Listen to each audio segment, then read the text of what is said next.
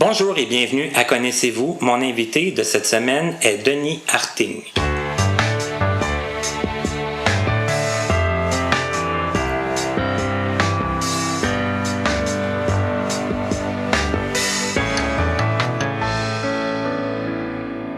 Rebonjour et bienvenue à Connaissez-vous. Mon invité aujourd'hui est Denis Harting. Pour ceux qui le connaissent, vous avez déjà une petite idée du personnage, si je peux me permettre.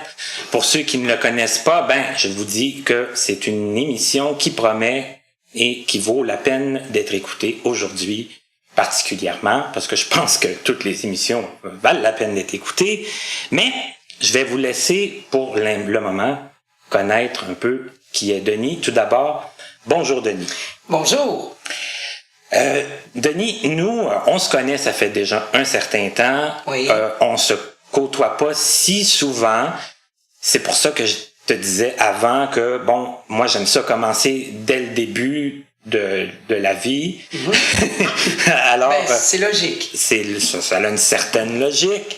Bon.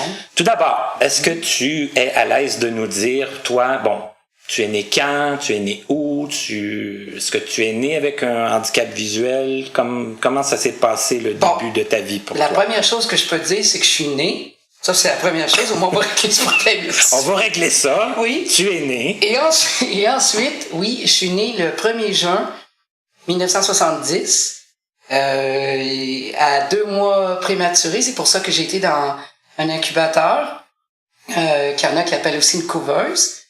Et puis, c'est ça. C'est ce qui m'a donné la cécité parce que mon nerf optique a été brûlé, je pense, par une exposition de trop d'oxygène. Ça, on entend ça quand même. Hein? À cette époque-là, je pense que c'était des choses qui arrivaient quand même. La génération des incubés. Mm-hmm. Oui, c'est ça. Donc, tu te souviens pas forcément, là, t'as jamais vu. Non. C'est ça. Non, mais par contre, ce qui est intéressant, c'est qu'à l'âge de 3-4 ans, peut-être à peu près dans ce temps-là, j'avais une idée des couleurs, puis je les associais avec d'autres sens, ce qu'on appelle la synesthésie. Puis c'est vrai que ça existe, il y a des gens là que, par exemple, je vais te donner un exemple, le jaune, je l'associais à la banane, puis là, oublie pas, il y a comme une partie de moi qui est pas supposée savoir ça. Et donc, il y a l'espèce de texture de la banane, il y a la couleur jaune, et il y a le son d'une guitare acoustique. Et tout ça se mélange en même temps. OK. Donc ça, c'est un exemple de synesthésie. C'est que les personnes vont sentir quelque chose avec plus qu'un sens. Et ça, à un moment donné, ça s'est arrêté? Oui. Je sais pas comment retrouver ça, mais j'ai trouvé ça génial quand ça arrivait. Parce que pour moi, c'était normal. Mais après ça, à un moment donné, ça a parti, puis je sais pas pourquoi, mais si je pouvais le retrouver, j'aimerais bien ça. OK. Ouais. Et là, toi, forcément, t'es allé à l'Institut Nazareth-et-Loubraille. Oui, absolument. Est-ce que tu gardes des souvenirs de ça? Parce que si t'en as pas, moi, j'en ai quelques-uns, parce que c'est là quand même qu'on s'est connus. Oui, j'en ai beaucoup de souvenirs. Écoute, il faut pas que ceux qui savent pas, mais j'ai été dans plusieurs familles d'accueil. Puis entre les familles d'accueil, moi, j'allais à l'Institut, j'allais à l'école et à l'Institut Nazareth-et-Loubraille, qui est devenu après l'école Jacques-Ouellet. Donc, c'est normal que c'est là que j'ai rencontré beaucoup des gens qui font partie de la génération, mettons, des années 70, 80. Puis il y en a beaucoup là-dedans qu'on connaît. Là, les noms ne viennent pas, là, c'est terrible, mais je pense qu'on sait de qui on parle. Puis oui, justement, toi, je t'ai connu dans les années 80. Oui. Alors que je restais à Saint-Basile-le-Grand. Effectivement. Et on partait le matin en autobus avec une chauffeur qui était extraordinaire d'ailleurs. Oui, qui s'appelait Huguette. Huguette Tessier, bien sûr. Et oui. Donc, c'était vraiment génial. On allait là tous les matins, puis on revenait tous les soirs, chacun dans nos foyers respectifs. Mon Dieu, je trouve que ça sonne bien dans nos foyers respectifs. Alors donc, c'est ça, on se retrouvait là, puis on avait vraiment, tous les matins, on se voyait comme ça. Alors moi, j'ai fait plusieurs familles d'accueil qui ont été toutes différentes, certaines très permissives, d'autres que je considérais presque comme mes parents, mais j'ai jamais été adoptée par personne. Puis je voulais pas être adoptée non plus. OK. Je voulais pas que quelqu'un me dise que j'appartenais à quelqu'un. Mais là, sans indiscrétion, parce que bon, toi, t'es né en 70, moi en 75. C'est ça. Si on fait quand même un petit calcul rapide, l'année dont toi tu parles, parce que bon, moi avant, je restais à Saint-Hubert. Oui. La dernière année à Saint-Bruno, donc j'avais à peu près 12 ans. Ça veut dire que toi, t'avais à peu près 17 ans. À peu près, c'est ça. Quand même, une petite différence d'âge. Mais dans cette famille-là, mettons, la famille où tu habitais à ce moment-là. À Saint-Basile, c'était, est-ce que c'était une famille permissive? Non, c'est une famille que je dirais qui était plutôt... C'est parce que ça dépendait. Il y avait le père, si tu veux, qui avait ses propres... Tu sais, les deux parents avaient leurs propres enfants, eux autres. Puis moi, ils gardaient un Amérindien. Oui, je me souviens de ça. Il s'appelait Stanislas. Puis d'ailleurs, j'ai retrouvé plusieurs années après, mais il avait fait de la drogue, il avait fait toutes sortes d'affaires, il avait travaillé à Vancouver. Tu sais, vraiment un bum de chez les bums, OK? Donc, il y avait lui, puis il y avait moi. Et puis, ben, le père, il était un petit peu caractériel, pour pas dire un peu dominateur et agressif. Donc, ça a été quelques fois que j'ai vécu des expériences de violence, surtout verbales, mais parfois physiques. Et donc, je veux dire... et puis, il y avait la femme, si tu veux, qui, elle, essayait à la fois de faire suivre l'autorité quelque part, mais aussi qui était plus défensive par rapport à nous autres. Donc, qui était plus acceptante, qui voulait pas justement qu'on a juste des problèmes et tout et tout. C'était une drôle de famille. Je me sentais pas totalement à ma place. Par contre, ma sœur adoptive, je l'aimais bien. Puis j'avais des amis pas loin aussi. Mais j'allais souvent voir mes amis plutôt que de rester là parce que je me sentais vraiment pris. Et tu es resté là combien de temps à peu près? Je suis resté là de 80... Un petit peu que je calcule comme il faut. Juin 83 ou début juillet 83 jusqu'en septembre 90. Quand même. Oui. Quand même. Pendant des années importantes de ton adolescence. Très important. OK. Et là, comme je te disais, moi, après ça, je suis parti. Toi, t'étais au secondaire à ce moment-là. Oui. Est-ce qu'il y a des choses que tu veux parler un peu du temps de l'école en tant que tel? Est-ce que J'adorais les profs.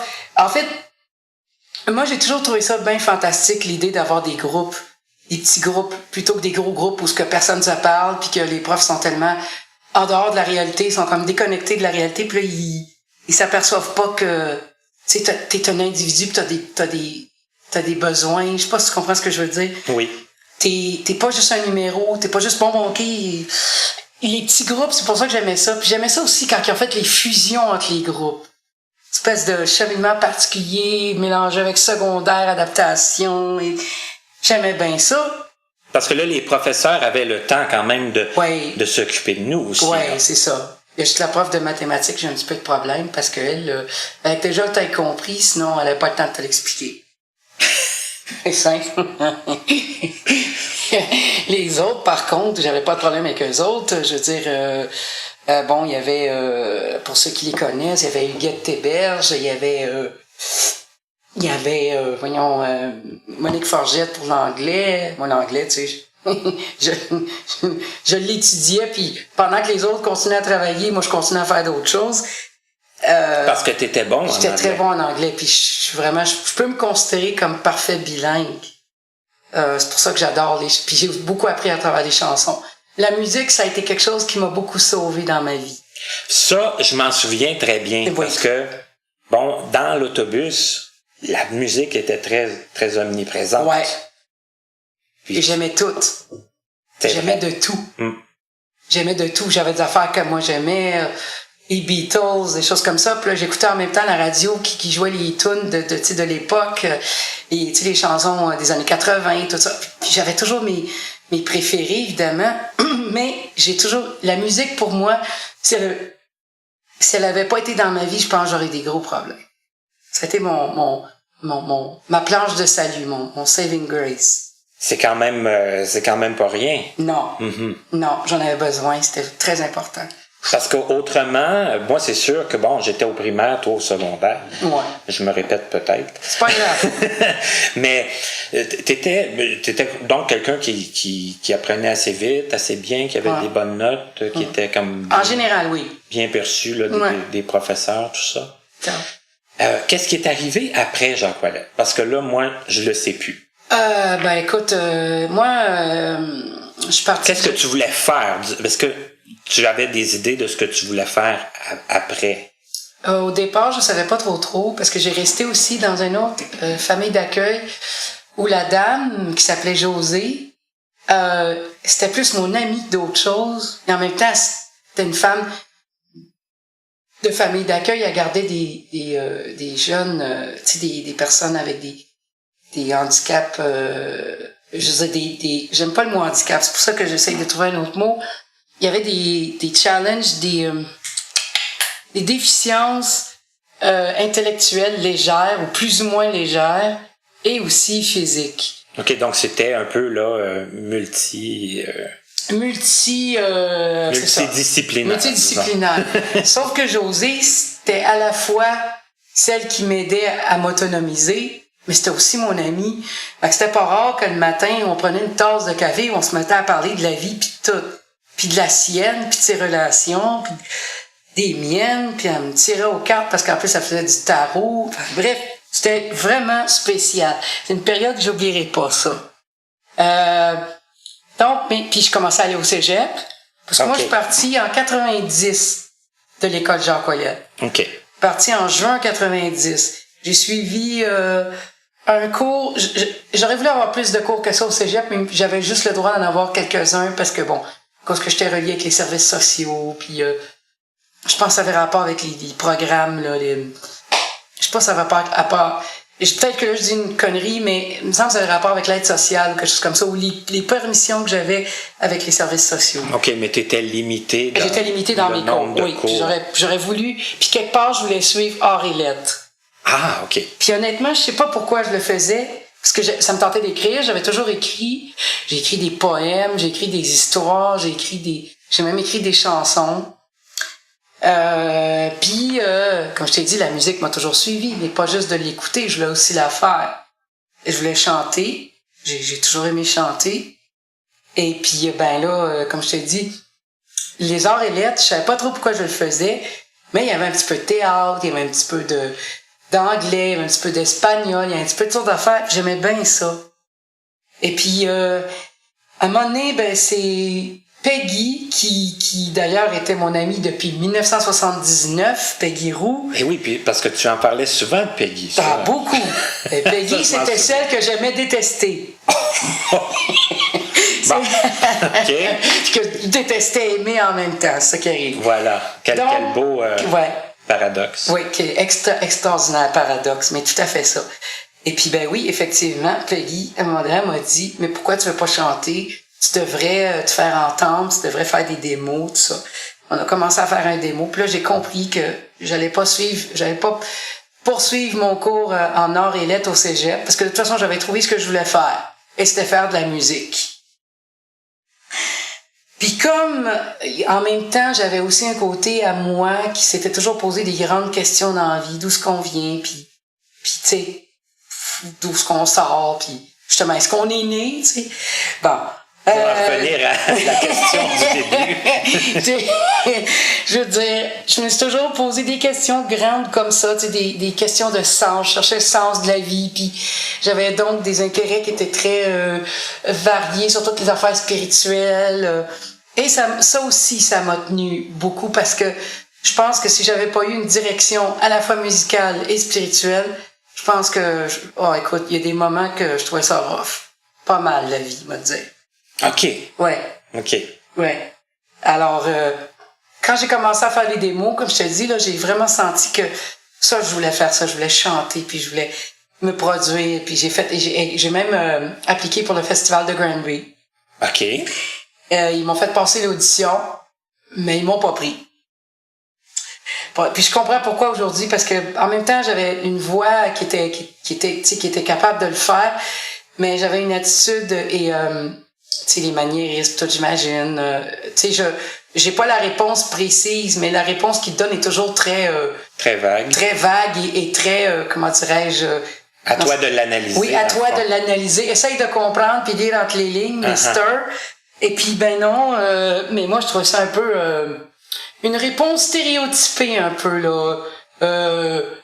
Comment je pourrais dire ça? Tu sais, les réponses... C'est parce que je cherche le mot je le trouve pas, là. C'est une espèce de réponse diplomatique... De politicien. Ouais, de politicien. Merci beaucoup. C'est exactement ce que je cherchais. Bon, mon Dieu. Donc, un angle politique pour me dire finalement que non, je t'ai pas pris. Qu'est-ce que tu veux que je te dise? T'es pas pris. Bon, OK. Donc, là, j'ai commencé des cours de chant avec un professeur de réputation internationale qui s'appelle Philippe Parent. J'espère qu'il est encore en vie. Mon Dieu, j'espère. Et qui serait très content de voir plusieurs des choses que j'ai réalisées après. Et il m'a donné des cours pendant des années, puis ça coûtait pas très cher. Et Peggy, elle observait tout ça par derrière, d'un œil très extérieur. Et elle apprenait par observation. Donc, après, elle est devenue, comme si tu veux, mon espèce de coach. OK. Et puis, c'est ça. Ça a été, je te dirais, une grosse période, ça, au niveau musical. Ça m'a rendu jusqu'aux États-Unis. Parce que j'étais grand fan de Mariah Carey, donc je l'ai rencontré plusieurs reprises. J'ai rencontré à New York, j'ai rencontré à Toronto. J'ai été à New York au moins, puis c'est vraiment pas pour dire des niaiseries, j'ai été 35 fois. J'ai vraiment calculé. J'ai été 35 fois à New York parce que je croyais tellement que ça pouvait fonctionner là. Parce qu'à Montréal, j'avais un accueil plutôt mitigé pour qu'est-ce que je faisais. Mais à New York, c'était complètement une autre histoire. Mais tu faisais quoi exactement à New York? Je chantais dans les rues, mais pas juste ça. J'ai commencé, justement, en 96, j'ai commencé à faire du métro, justement pour des questions purement financières. Mais là, du métro ici, là? Métro, oui, métro de Montréal, métro Longueuil, métro Guy Concordia. Ça a duré, ça, de 96 à 2016. Moins une année et demie à cause de la perte de mon petit garçon qui est parti, décédé, à cause de la noyade. Et ça, c'est sûr que si tu veux en parler... Ça me dérange pas du tout. Parce que, bon, c'est sûr que ça l'avait fait les médias à l'époque. C'est sûr. C'est une nouvelle très médiatisée. Très médiatisée. Très, ouais. Toi, tu avais eu déjà une fille avant? Oui, ben oui, Lovia. Oui. Puis Lovia, elle aussi a suivi les traces de son père parce que elle chante merveilleusement bien. Et justement, là, maintenant qu'elle est en France, ben, elle a justement été jury pour un concours de talent, jury, je devrais dire. Elle a fait ils ont travaillé dans le métro de Paris, puis ils ont eu des offres pour elle, puis je veux dire, ça risque d'avoir beaucoup En fait, il y a beaucoup de choses qui se passent pour elle en France. Mais là, on aborde plein de choses, là. Ouais.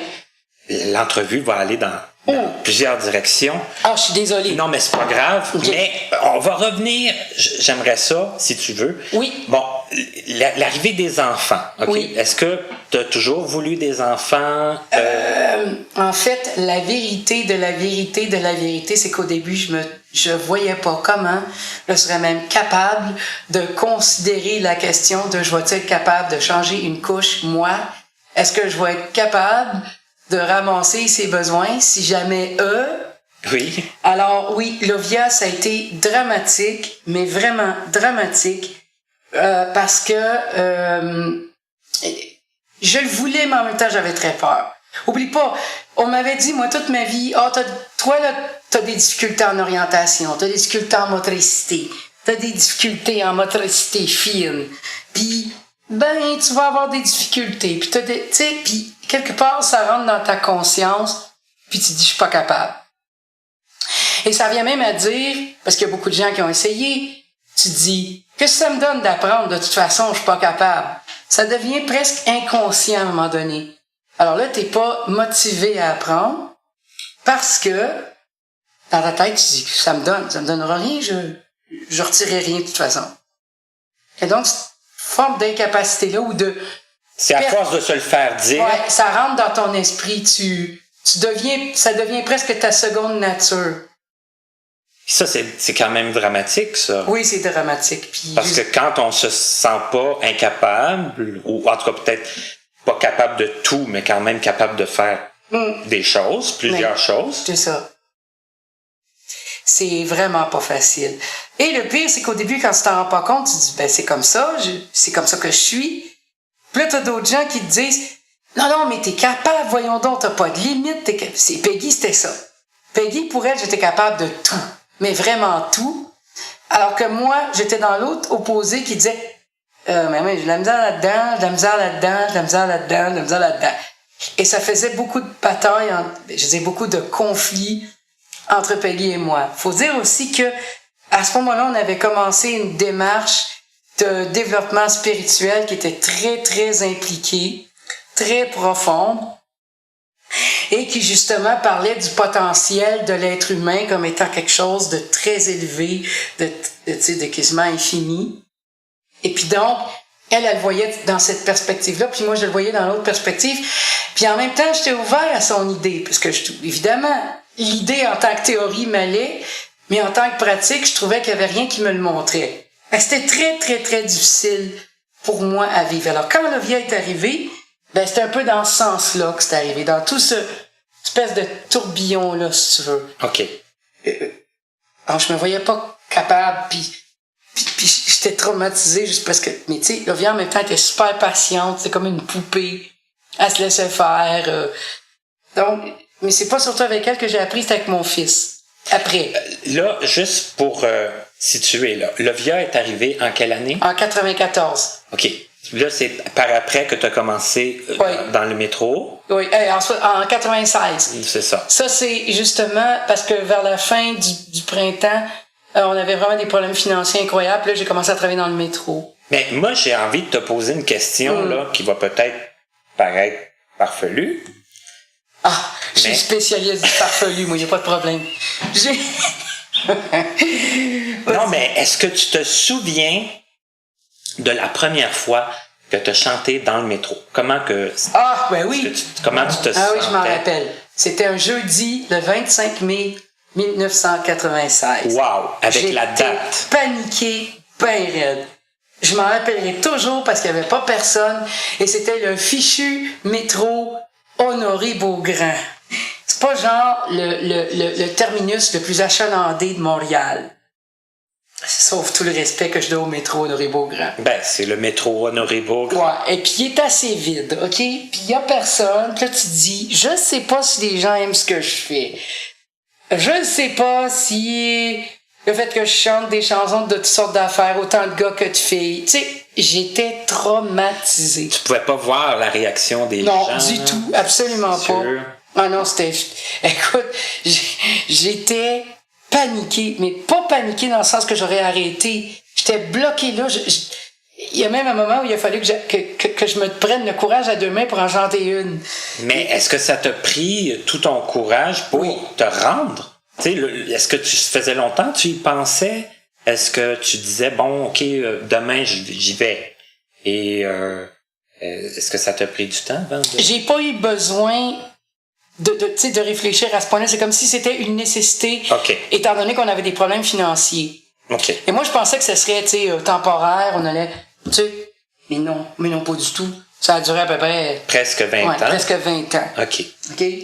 Donc, quand je te dis que j'ai commencé, au début, c'était vraiment paniquant, mais là, à force de forcer... Tu sais, j'ai quand même préféré le métro Longueuil qu'à Honoré-Beaugrand, tu sais. Ouais, ben là, c'est ça, parce que, bon, le métro, c'est immense. Il y avait d'autres spots, là. Ah, il y avait d'autres spots, c'est ça. Et puis, j'ai découvert mes spots.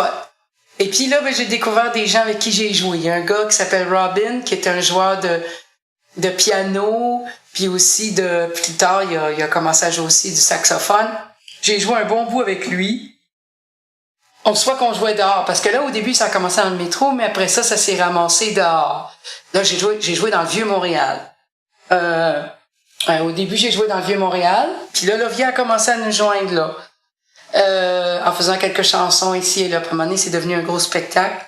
À peu près d'une durée de 4 heures en tout et partout. Oh là là. Parce que 2 heures chacun. Tu comprends? Quand même. Un l'autre, un l'autre. C'est toujours en alternance. En alternance. Mais c'est pas juste ça, c'est que le Vieux-Montréal, ça a été une grosse période parce que, d'abord, parce que, tu sais, dans le Vieux-Montréal, les gens qui sont riches, ils se gênent pas. Ils t'en donnent du stock. OK? Puis pas juste de l'argent. De la bouffe. Des fois, ils t'invitent au restaurant. Des fois, tu t'en manges avec le député. C'est cool, ça. J'adorais ça, moi. Toutes des choses qui se sont faites spontanément, là. Ouais, spontanément. À un moment donné, quelqu'un venait là puis il venait nous porter un 100$. Juste de même, comme ça. Là, tu te dis, attends, c'est génial, là. Je veux dire, OK. C'est des choses auxquelles on s'attend pas, j'imagine. Non, du tout. Okay. Tu t'attends pas à ça parce que tu sais pas comment les gens vont te prendre. Puis oublie pas, dans le Vieux-Montréal, il y a des parties où il y a des restaurants où les gens sont bien willing de t'entendre, mais il y en a d'autres aussi où tu leur tapes sur le gros narf, c'est vraiment le mot juste. Et là, ils voudraient tout faire pour que tu puisses partir.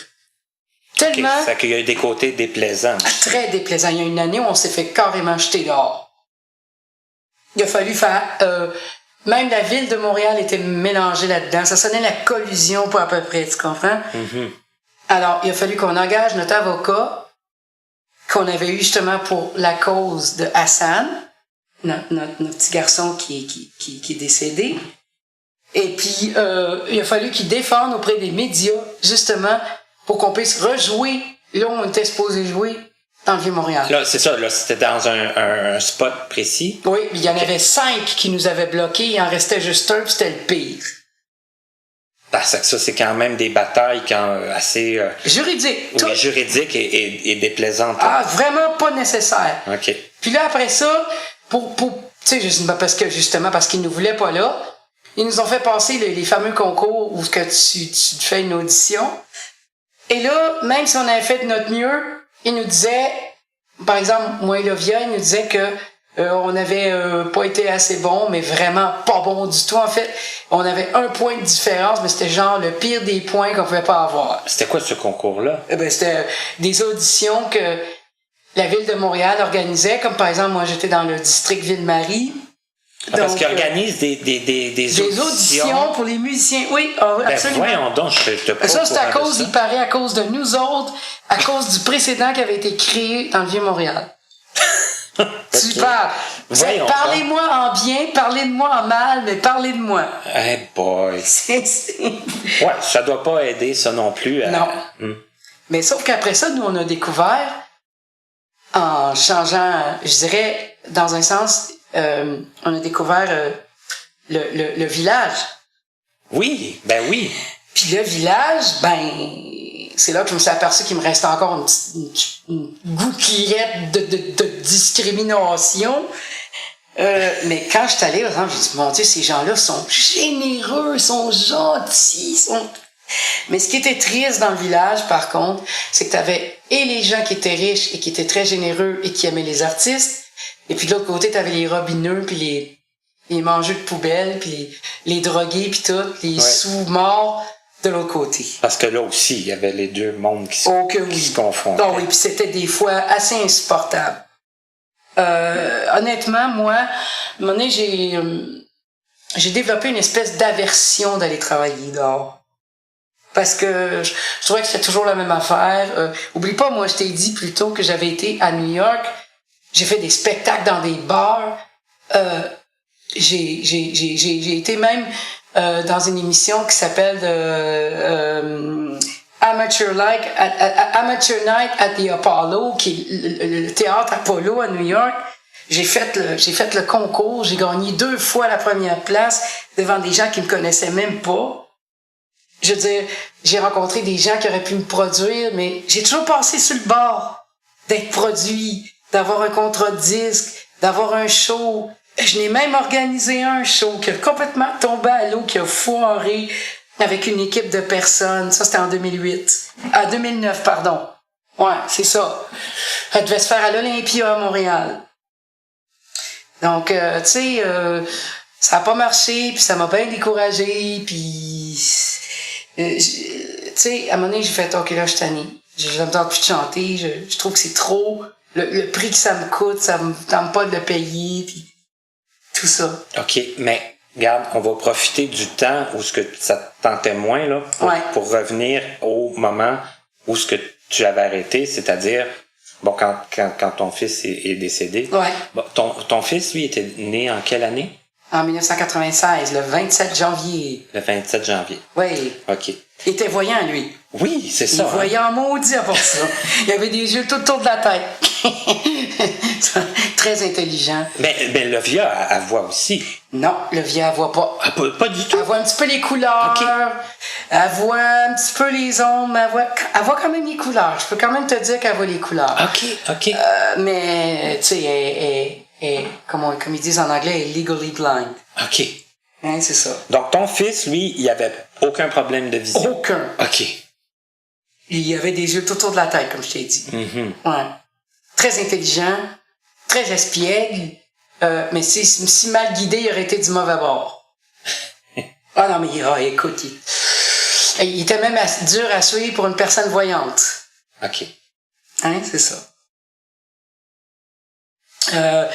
Puis lui, il avait peur de l'eau, puis le 24 juillet, il est parti pour un camp de jour. Ça, c'était en quelle année, là? 2002. Donc, il y avait quoi? Il avait 6 ans et demi. Ouais. Donc, ce matin-là, il dit à Peggy, il dit, je vais prendre ma veste de sauvetage.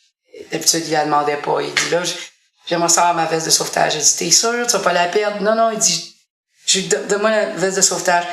Le pire, c'est que la veille, il a dit, demain, là, ça va être la plus belle journée de ma vie, parce qu'il s'en allait justement pour la sortie. Puis ça faisait juste 2 jours qu'il allait au camp de jour, qui était juste à côté de chez nous, sur du Chéneau. OK? C'était vraiment pas loin, à Montréal, là, sur la rue du Chéneau. Puis lui, il s'en allait à l'école Armand Laverne, qui était à 2 pas de là, qui pouvait même aller lui-même à pied. Tu sais, mais là, ça a été son dernier voyage. Il est parti à la plage Le Sablon, comme tu sais, l'histoire. Et puis, il y a quelqu'un qui l'a retrouvé, qui faisait même pas partie de son camp, puis qui l'a retrouvé dans le fond de l'eau. Même pas 1 mètre d'eau, c'est ça qui est le plus bizarre. C'est épouvantable. Mais après tout ce temps-là, tu sais, je suis capable de relativiser puis de raconter l'histoire, puis c'est aussi peut-être à cause de toute ma perspective un peu spirituelle des choses, que je suis pas trop affectée, que je peux en parler quand même d'une manière intelligente. Mais reste que... Ça a été très particulier comme moment, ça. Puis, on a arrêté un bout, on a arrêté de travailler, parce que de toute façon, on avait eu une entente hors cours. Il y a eu une enquête préliminaire qui avait commencé, justement avec notre avocat. Puis, je pense qu'on l'a trouvé à ce moment-là, d'ailleurs. Puis, les parties, surtout la plage de Sablon puis le camp de jour, ont demandé une entente hors cours. OK. On a réussi à avoir 100 000 $. À peu près. 80 000 si on pense au pourcentage qu'il fallait donner à l'avocat. OK. Ça. Mais tu sais, bon, l'argent, hein, c'est sûr que... C'est ça. L'argent, ça achète pas le monde. On pense que oui. C'est ça. Ouais. C'est ça. Et là, comment la vie se poursuit par après? Vous avez arrêté de travailler pour la question juridique et tout ça. On a fait aussi des voyages, parce que comme on avait 100 000 $, on s'est dit, on va se concentrer sur l'aspect des États-Unis, la carrière, tout. Puis oui, on est parti sur une chire, là, comme on dit, un free fall. OK. On est allé aux États-Unis. Je devais travailler avec un producteur de Los Angeles qui avait pas plus les moyens de me payer que j'avais des moyens, moi, d'aller au Mozambique. Tu comprends? Mm-hmm. Donc, il y avait le matériel qu'il y avait, il y avait les idées qu'il y avait, mais il y avait trop de stress. J'aimais pas les conditions dans lesquelles j'ai travaillé, mais j'ai quand même été allé pareil. Puis ça a été dur. On s'entendait pas sur tout. Puis ils comprenaient pas ce que je voulais comme artiste. Je voulais créer un genre qui ressemblerait plus à l'espèce de musique mélangée. Tu sais, comme, je sais pas moi, du brésilien avec un petit peu d'arabe dedans. Je voulais faire quelque chose qui était global comme style de musique. OK, essayer sorte d'expérimentation. Des nouveaux mélanges. Oui, un peu comme si t'étais un chef cuisinier, t'es dans ta cuisine, puis tu prépares ta sauce, puis les gens écoutent ça, puis ils font, je sais pas c'est quoi les épices qu'il y a dedans, mais elle est bonne ta sauce, c'est quelque chose. OK? C'est un peu ça. Puis lui, il comprenait pas vraiment l'idée de ce que je voulais faire avec. Donc, il a fait ce qu'il a pu. Puis moi, au lieu de dire non, ça marche pas, je pense pas que ça marche, j'ai continué avec lui, tout en sachant au très fond de moi-même que c'était pas exactement ça que je voulais. OK. Mais en même temps, j'ai aussi été à New York à plusieurs reprises. J'ai fait partie d'un spectacle qui était une espèce de revue des chansons de Mariah Carey avec plusieurs autres artistes. J'ai été là plusieurs fois. J'ai failli, comme je t'ai dit plus tôt, j'ai failli avoir un contrat de disque par une maison de disques. Puis comme je t'ai dit, j'ai vraiment eu plein de choses. J'ai rencontré plein de gens dans l'industrie musicale. J'avais des amis à Montréal qui partaient avec moi. On partait à New York, puis on allait porter des démos. Ah, ça a été une période pas mal folle, ça. Très active. Très active. Mais l'argent, pendant ce temps, a disparu. Et il n'y en avait plus. Ben, tu lis un peu dans mes pensées, là. Parce que là, bon, tous ces projets-là ne faisaient pas rentrer beaucoup de sous. Non. N'en coûtaient. Plutôt. Non. C'est ça. OK. Et puis, c'était un peu ça qui est arrivé. Mais là, pendant ce temps-là, on avait recommencé à travailler, tout ça. Mais moi, comme je savais qu'il y avait plus, c'est comme le métro. À un moment donné, le métro puis le dehors, ça m'a plus suffi. J'avais envie de plus, j'avais envie de plus gros, j'avais envie de plus haut, j'avais envie de plus, comme j'ai dit. Puis, je me sentais pris à toujours faire la même affaire, la même routine, aller travailler 4 jours par semaine, prendre mon sac, prendre le plat dans le sac, mettre une bouteille d'eau, puis des petits biscuits, puis aller dans le métro. La routine, là. La routine. Oui, c'est ça, la routine habituelle. OK. Ça me tentait plus. En fait, ça me tentait de moins en moins. Surtout que, tu sais, le lendemain que t'étais dans le métro, la veille, t'étais encore à New York, puis t'étais dans le Apollo Theater. Puis là, tu reviens une ou deux journées après, puis t'es dans le métro. Ça n'a pas de bon sens. Qu'est-ce que je fais là, moi? Un up and down. Un up and down terrible, direct. là. Ah oui, total. Direct. Et puis, évidemment... On n'a pas le choix. Non, puis c'est ça. Puis moi, je faisais des démos ici. J'ai enregistré plein de démos au Québec. J'avais un ami avec qui je composais, qui était noir. Donc, puis on était super proches. Puis lui, il était connu dans le domaine du hip-hop de Montréal et tout. Il m'a même présenté à des gens qui faisaient partie de groupes comme... je fais exprès, je m'en rappellerai plus, là. Des membres de... Tu sais, Outil MC qui faisaient partie de j'allais dire LMDS, puis c'est pas ça tout que je veux dire. L'autre groupe, là, groupe hip-hop, en tout cas, qui était très connu. Et puis, tu sais, je rencontrais ça comme quand j'allais chez eux. En plein hiver ou en plein été. Mais je veux dire, c'était vraiment des conditions extraordinaires. Ça aussi, c'est une période que j'oublierai jamais. J'étais allé à New York à plusieurs reprises avec lui, comme je t'ai dit plus tôt. Puis, il y a eu bien des événements dans ce coin-là, je te dirais, puis j'ai adoré cette période-là. Mais quand je suis revenu ici, puis qu'il fallait continuer, là, je trouvais ça pas mal plus dole, pas mal plus pâle, pas mal plus ordinaire. C'est sûr que New York, là, toi, t'es allé 35 fois. Moi, je suis allé une seule fois. Puis c'est quand même coloré, hein. C'est très coloré, puis j'aime beaucoup le genre. Pour moi, c'est pas... Tu peux pas dire j'ai été aux États-Unis. Tu peux pas dire j'ai été à New York, j'ai été aux États-Unis. C'est deux choses complètement différentes. New York, c'est un monde à part. Si tu veux trouver l'extravagance, les arts, la musique, les artistes, c'est New York. C'est la place. Oui. Je veux dire, t'as Hollywood pour le cinéma, puis t'as New York, et en particulier Manhattan, puis le Bronx, puis tout ça, pour la musique, le hip-hop. À chaque coin de rue, t'as un café, un resto, un gars qui vend des saucisses, un autre qui... Tu comprends? Ça vit tout le temps. Quand il dit la ville qui ne dort jamais, là, c'est exactement ça. Moi, j'adorais ça. Moi, j'avais pas de problème avec ça du tout. Et puis, les gens sont... En tout cas, moi, j'ai jamais eu de problème à New York. Je me suis même promené dans le métro en plein milieu de la nuit. Jamais eu de problème. Est-ce que tu t'es promené tout seul? Non, Okay. Non, parce que... Peggy était capable, elle, à cause de sa boussole qu'elle a partout, là, de finir par reconnaître un peu ce qu'elle devait faire. Mais moi, non, c'était grand. Non, mais OK, mais je vais reposer ma question autrement. Oui. Parce que Peggy est non-voyante aussi. Ah oui, tout à fait, c'est moi, j'ai oublié de le dire. Mais vous étiez les deux. Oui. Tout seul, deux non-voyants dans le métro de New York. Complètement. OK. Mais par contraste, on avait beaucoup d'aide de plein de gens. OK. C'était incroyable. Il y a personne, il y a pas une fois que j'ai été sur la rue que j'ai eu des gens qui ont été non courtois.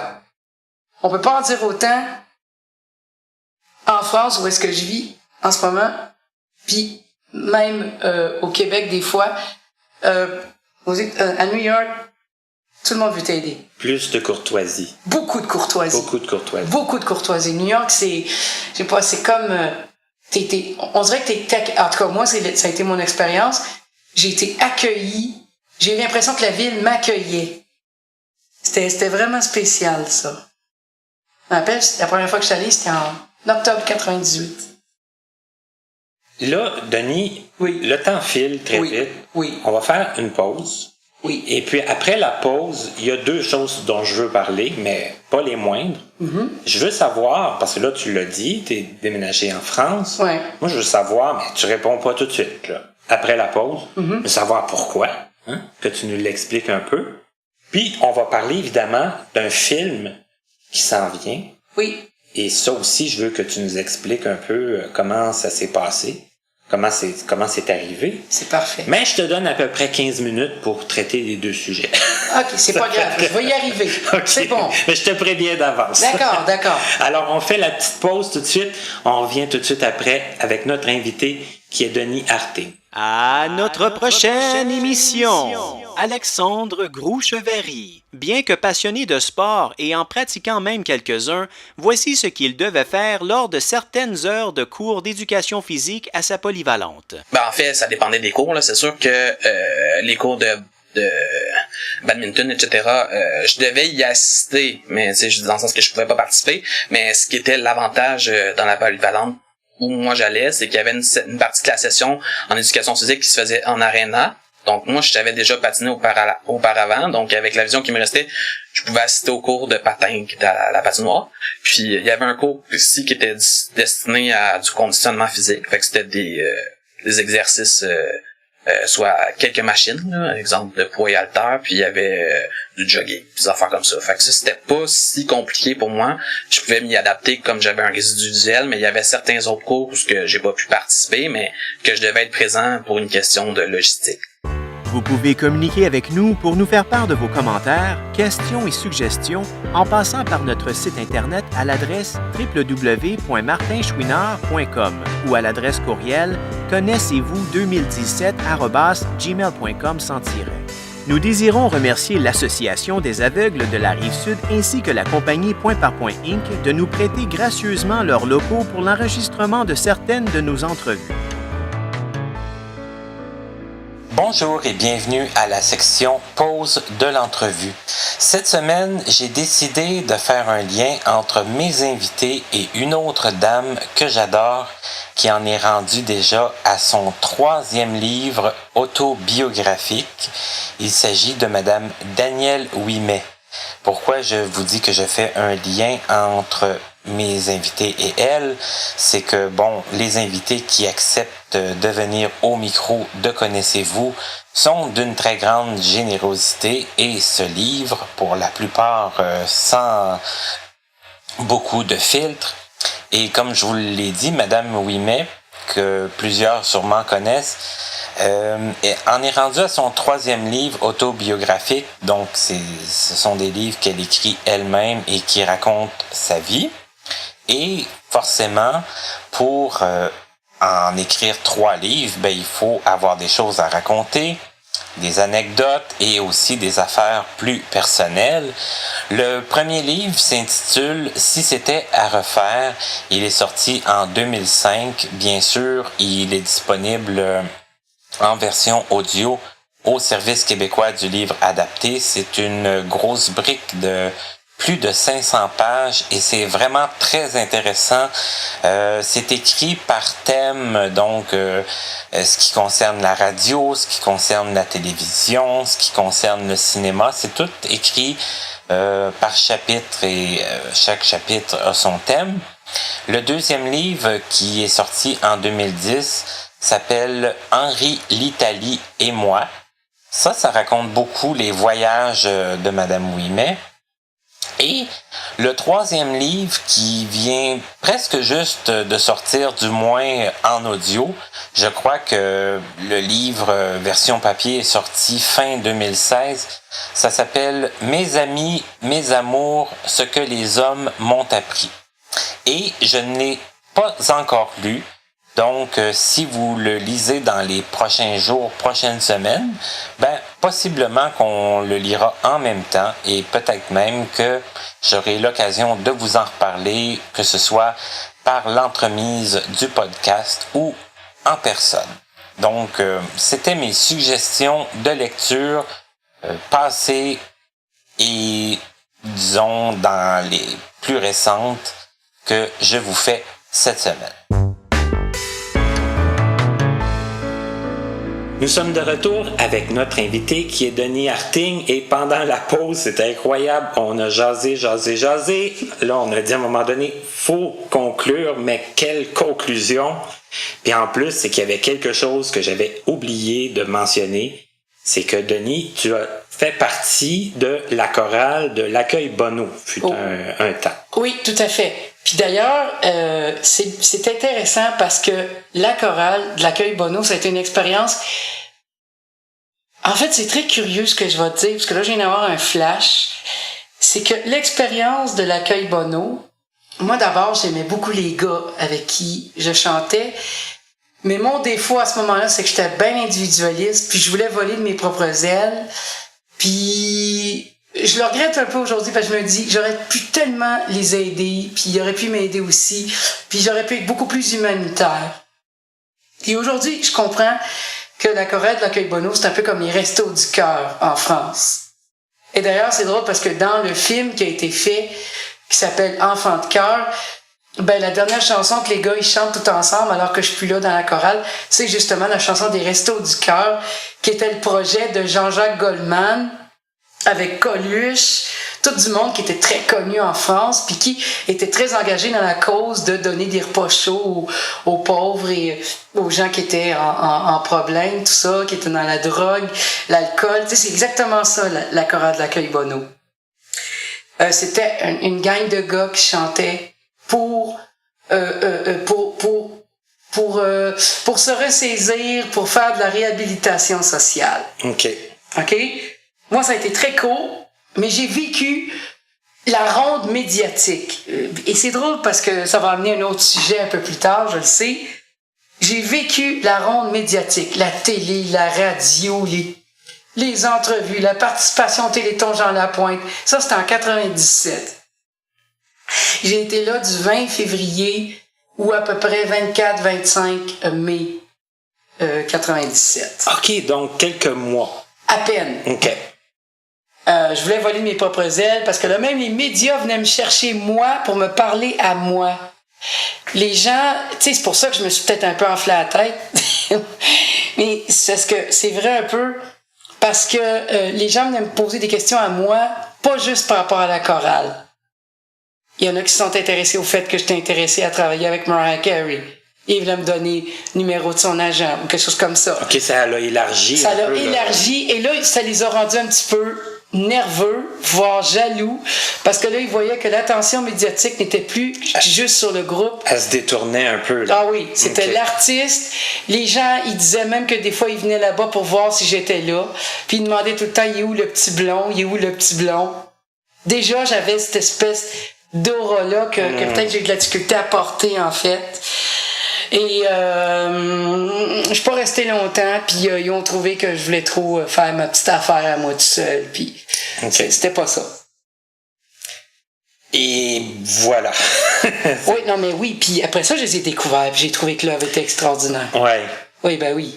Quand il y a eu surtout l'explosion, Ben oui, ça c'est en 98. 18. Ça, je m'en souviens. Juin 98. Le 8 juin. Oui, le 8 juin 98. Et à la fin, je pense septembre ou je sais pas quoi, octobre, je sais plus quand est-ce qu'ils ont fait le spectacle pour réouvrir, là, parce que je pense qu'ils l'ont rénové en à peu près 4 mois et quelques. Ça a été très rapide. Très rapide. Et ils ont fait un spectacle, puis c'est la première fois d'ailleurs que j'avais entendu Nicolas Ciccone. La première fois, j'avais entendu le chose de... Comment s'appelle cette chanson? La première chanson qui est sortie, là. Alors, tout court. oui, non, c'est pas celle-là. Non. C'est le premier quand il dit pitchez l'opéra toutes du vos Mendiant. sorts. Oui, l'opéra du Mendiant. L'opéra du Mendiant. Et c'est la première fois que je l'entendais, lui, pour la première fois, pendant le spectacle qu'il avait présenté au Théâtre Saint-Denis. Mais là, Denis... Oui. Je sais, on va faire un pas épouvantable, mais reste quand même qu'à un moment donné, tu as choisi de t'expatrier Oui. en France. Oui. Et bon, je sais que c'est la question à 100 piastres, mais pourquoi? Comment? Ben parce que ma chère amie Katia avait créé un groupe qui s'appelle Que du bonheur. Et dans ce groupe-là, Peggy, qui était mon ex-conjointe, on s'était séparés depuis à peu près 1998, mais on a continué à vivre ensemble pendant des années, puis des années, puis des années. Mais à un moment donné, est arrivé quelqu'un dans sa vie à travers ce groupe-là, qui s'appelle Philippe, mais tout le monde l'appelle Philou. Et puis moi, ben, j'ai découvert aussi une fille qui s'appelle Nana. En fait, son vrai nom, c'est Sabrina, mais tout le monde l'appelle Nana, puis c'est ce qu'elle aime aussi. Et ben ça a cliqué. Puis ça a cliqué assez que j'ai voulu prendre la chance d'aller en France. Elle est venue quelques fois ici, je suis venue quelques fois là-bas. Et malgré quelques petites contraintes qui étaient un peu tout le long, j'ai quand même décidé d'aller en France. En fait, c'est la meilleure façon de le résumer. Et là, ça fait combien de temps? Ça fait... En fait, officiellement, j'étais rentrée en partant d'ici le 7 septembre 2016. Et donc, ça faisait un an, un peu plus qu'un an que j'étais là-bas, avec tous les papiers et toutes ces choses-là qui existent. OK. Oui. Parce que c'est quand même assez compliqué, là. Oui, c'est compliqué. Moi, je crois pas que c'est compliqué, je crois que c'est long. Je veux dire, c'est toute une histoire de délai, de choses comme ça. OK. Ils te font revenir 5-6 fois au bureau de la préfecture pour signer à peu près la même chose. Je veux dire, pour moi, c'est un peu une perte de temps, en fait. Des dédales. Des gros dédales, puis un peu inutiles, tant qu'à moi. OK, ouais. D'accord. Mais finalement, ça s'est tout réglé, ça. Puis moi, j'ai choisi d'avoir tu sais, on peut pas avoir la citoyenneté quand on reste... On a un permis de séjour, un certificat, pas un certificat, c'est une espèce de carte qui dit que tu peux rester là-bas, mais ça t'enlève pas ta citoyenneté canadienne. Je voulais pas l'enlever non plus. OK. Donc j'ai un certificat de séjour. C'est comme ça que ça s'appelle. OK. Est-ce qui t'empêcherait pas de revenir ici, non. Si tu voulais revenir ici? Non, du tout. OK. Absolument pas. OK. Donc, c'est ce que j'ai fait. Ça a pris du temps parce que, bon, c'est les délais, les histoires de récépissé. Un récépissé, c'est comme une espèce de carte qui dit qu'en attendant, tu vas avoir cette espèce de permis, entre autres permis de travail, ces choses-là. Moi, vu que je fais quelque chose qui est très relié à une démarche spirituelle, j'avais besoin d'un permis de travail, une carte de travail, justement, pour pouvoir travailler. Sinon, je pouvais pas le faire. Je pouvais le faire à travers quelqu'un d'autre qui me dirait, OK, je vais te faire participer à mes événements. C'est bon, mais moi, j'aurais pas pu faire quelque chose par moi-même. Par toi-même. Et donc, je pouvais pas faire d'argent. Pas d'argent, c'est extrêmement bloquant parce que c'est l'autre qui paye pour toi. Tu viens un peu sur ouais, au crochet de cette personne-là. C'est cela, oui. même si elle dirait pas, Nana, que c'était ça pour elle. Mais n'empêche que moi, c'est quand même, le fait, c'est qu'un chat, c'est un chat, puis c'est comme ça que ça marche, tu sais. Mm-hmm. Bon. Et puis, moi, je voulais avoir quand même la liberté de pouvoir travailler par moi-même et tout, tu sais. Puis aussi, c'est qu'en France, ce qui arrive, c'est que les programmes sont très, très portés sur on va s'arranger pour que tu sois sécuritaire, que tu sois en sécurité, même si tu travailles pas. Donc, il n'encourage pas beaucoup le travail auprès des personnes. Parce que à charge. c'est ça, les conditions des personnes non-voyantes sont très différentes. Là. Là-bas, oui. Totalement. C'est comme si pour eux autres, c'est pas nécessaire que tu travailles. C'est ça. Ce qui est nécessaire, c'est que tu sois là puis que tu vas recevoir de l'argent. Très socialiste, en fait. Mm-hmm. OK? À tort ou à raison, parce que moi, je suis pas tout à fait d'accord avec ça. Je crois que ça prend, oui, des programmes, ça prend des choses pour les handicapés et tout, mais en même temps, ça prend aussi une autonomie de la part des petites personnes pour faire leur projet et pour pas rester comme on dirait ici au Québec, à se barcer dans son salon. Voilà. OK? Puis c'est un peu ce que je reproche à la France. C'est de pas permettre aux gens de partir leurs choses. Okay. Surtout les gens de mobilité réduite ou de handicap. Ouais. Et là, on voulait parler d'un film qui s'en vient, puis j'aimerais ça que tu nous expliques, premièrement, c'est quoi le film et comment ça s'est présenté, cette opportunité-là? OK. Ben, je vais essayer de dire ça le plus synthétiquement possible. Mais t'es capable. En 2005, pendant qu'on faisait du métro, on a rencontré, tu sais, les gens qui viennent t'expliquer leur projet de vidéo. Je vais faire une vidéo avec vous autres, un projet étudiant, puis un autre, puis tu sais, beaucoup d'appelés, mais peu de répondus. Et à un moment donné, il y en a un qui est arrivé parmi ceux-là, qui s'appelait Carlo Guillermo Proto. Puis lui, il a dit, non, moi, je suis vraiment intéressé à faire quelque chose avec vous autres.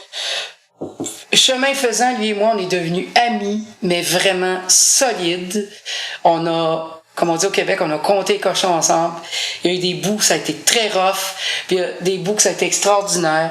Il y a des projets qui ont plus ou moins fonctionné, qui ont essayé de faire. On est allé à New York ensemble. On a rencontré une de mes copines ensemble. Je veux dire, c'était vraiment épique, OK? Et donc, lui a décidé de faire un film avec nous autres, mais il savait pas exactement sous quelle langue il allait le faire. Puis en 2011, moi, j'ai dit, à cause que j'avais découvert la science d'un Russe qui s'appelle Grigory Globovoi, de faire un film qui chroniquerait un petit peu ce que moi j'étais en train de découvrir et de nous suivre là-dedans. Puis ça l'a intéressé. Puis à mesure que les années ont passé, ça l'a évolué dans sa tête. Il en a fait une histoire et tout.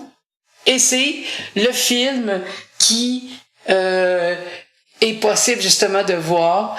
Depuis peu, là, oui. C'est ça, depuis okay. peu. Et c'est un film extraordinaire. Ça va toucher tout le monde qui l'a pas encore vu, là. Ça va les toucher vraiment, vraiment, là. C'est du très, très, très, très intense parce qu'il nous a suivis dans tout. Dans les meilleurs bouts comme dans les moins bons. Il y a de tout pour tout. OK? Il y a nos activités dans cette espèce de démarche spirituelle scientifique-là. Et il y a aussi la séparation entre moi et Peggy à cause de Philou, le fait que j'affronte quelque part un peu des démons, tout ça, à l'intérieur de moi. Toutes les patterns que j'ai vécues, probablement à cause, entre autres, des familles d'accueil et tout ce qui en a suivi, puis tout. C'est un film que je vous recommande profondément d'aller voir et de revoir, parce que vous le comprendrez jamais de la même façon. Et il joue en ce moment, puis il fait énormément parler de lui. Et ça s'appelle comment? En français, ça s'appelle La résurrection d'Hassan, parce que c'est le nom de mon fils. Parce que ça parle de résurrection, puis que nous autres, on essayait de faire des travaux justement pour le ramener, parce qu'on croyait vraiment que cette science-là, puis on croit encore en fait, que cette science-là, elle a quelque chose, puis c'est juste qu'on ne l'a pas reconnue, puis c'est tout. Et en anglais, ça va s'appeler, ça s'appelle en fait, c'est parce que je dis ça va s'appeler, mais le titre est quand même là. Ouais. Ça s'appelle Resurrecting Hassan. En fait, le film, il y a une version espagnole, française et anglaise. Oh là là! Ça veut dire que dans la version espagnole, tu as exactement le même texte, mais avec des sous-titrages en espagnol. OK. Donc, chaque langue correspondante va avoir son sous-titrage quand c'est pas la langue qui lui correspond. OK. Mais là, ça a été fait initialement en français. En français et en anglais. Il y a des bouts en anglais. OK. Oui. Et là, c'est vous autres qui jouez vraiment dedans. Là. Oh oui, c'est un documentaire. Il n'y a pas de planification de scène, il n'y a pas de. Non, c'est du vrai de vrai. C'est pas des acteurs, là, c'est vous autres les acteurs. C'est nous autres les acteurs. OK, d'accord. Oui. On joue vraiment dedans. On est nous-mêmes, on est qui on est. Il y a des bouts qui vont faire vraiment rire les gens, qui vont avoir envie d'aller le voir suite à ce qu'ils auront entendu sur le film. Mais je veux dire, ils vont rire aux larmes, ils vont pleurer, ils vont tout faire, mais c'est clair que ça va les chambouler. Ça, c'est déjà dit par des critiques déjà, donc je peux dire que c'est un film qui vaut vraiment le coup. Mais en tout cas, nous autres, même aujourd'hui, je pense tout le monde à la maison, on a passé quand même par une grosse gamme d'émotions. On a fait un 40... Quel âge? 45 ans? Une quarantaine d'années, un survol quand même assez rapide. J'ai genre 47, là, genre style. Ouais, ok. Mais tu sais, quand on me le demande, des fois, il faut que j'y pense parce que je pense jamais à ça. Puis moi, je suis pas bon pour calculer mentalement. C'est bien correct. C'est bien correct. Comme ça, j'ai pas besoin de te le dire. C'est bon, c'est parfait. Moi, j'ai presque 42. Ah ben, c'est ça qui arrive, hein? C'est 42 fois le tour de la Terre autour du Soleil. Et voilà. C'est tout. Sur cette image très philosophique, on pourrait dire ça comme ça, étant donné que les personnes qui voient pas le soleil je me perds. Mais il tourne. Oui, je veux dire, c'est juste qu'il tourne, c'est juste ça dédramatise l'histoire du vieillissement, toutes ces histoires-là, je veux dire, c'est quoi ça? Dans notre tête. Effectivement. C'est ça que je veux dire. Voilà. OK.